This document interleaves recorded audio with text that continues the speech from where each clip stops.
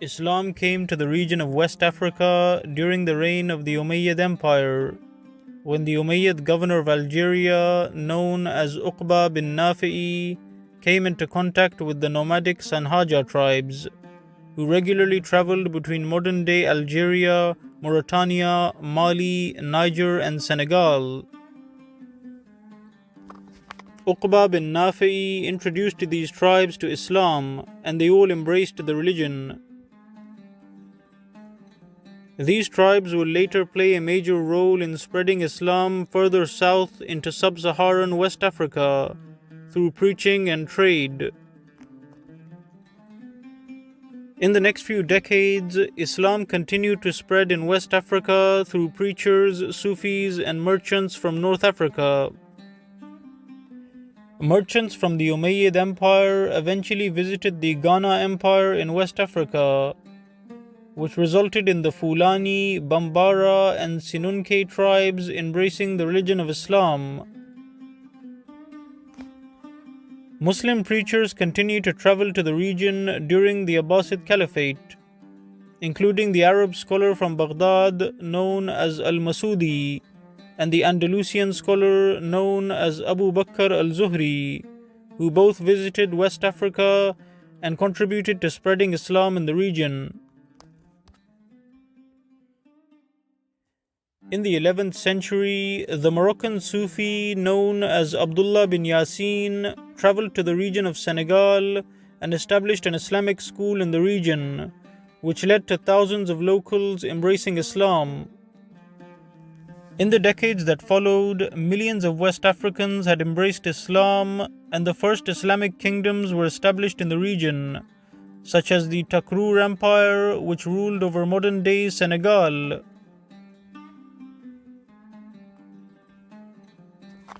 By the 14th century, an even more powerful Muslim kingdom emerged in West Africa, known as the Mali Empire.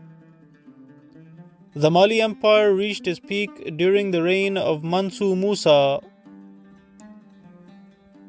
During his reign, the empire's capital of Timbuktu became a flourishing city filled with mosques, hospitals, and large libraries.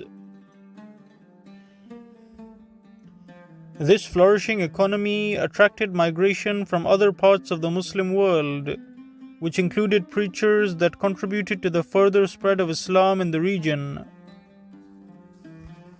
For example, during the 15th century, the Algerian Muslim preacher known as Muhammad al-Maghili migrated to West Africa, where he built the Gobaru Mosque in northern Nigeria.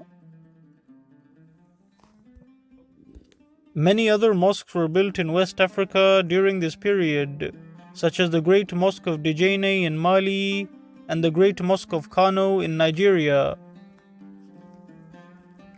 However, powerful Islamic kingdoms such as the Mali Empire and the Sultanate of Kano began to decline during the 17th century and were succeeded by various small kingdoms that were plagued with corruption.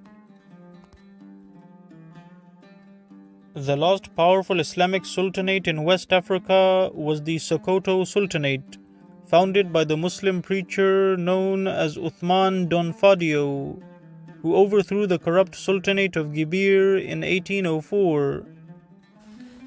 Uthman Don Fadio then established the Sokoto Sultanate, which expanded its rule and eventually took control of much of modern-day Nigeria, Niger, Burkina Faso, and Cameroon.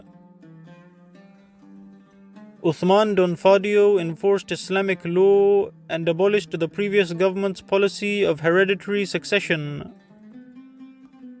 Instead, he created a system of elected leaders who were chosen based on their merit and virtue.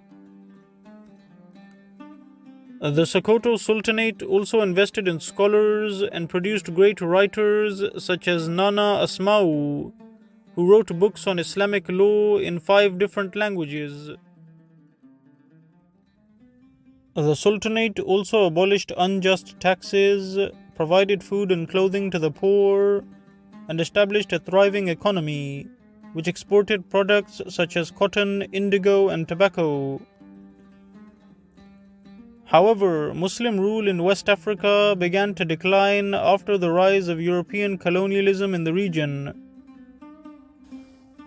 However, although most of the pagan tribes in the region converted to Christianity during this period, the Muslims refused to abandon their religion and fiercely resisted the French and British armies.